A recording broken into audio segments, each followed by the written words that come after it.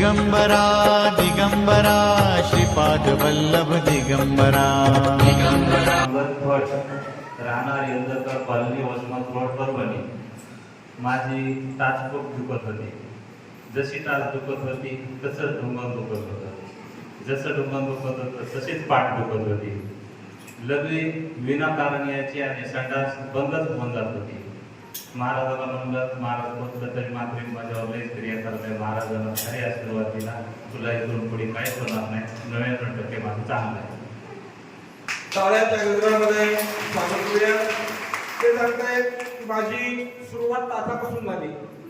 टाच दुखता पाय दुखू लागला आणि पाठीच्या वरचा भाग, पायाच्या आणि पाठीच्या मधला भाग, त्यांनी त्याचं स्पष्ट शब्दामध्ये सांगितलं की माझं ढुंगण दुखू लागलं। त्याच्यानंतर पाठही दुखू लागली आणि मानेचा भागही दुखू लागला। इथं आले, आशीर्वाद घेतला, परभणीला आलेले आणि आशीर्वाद घेतल्यानंतर सर्व दुखायचं राहिले हाताचा अनुभव आहे। टाळ्याच्या गजरा स्वागत करूया।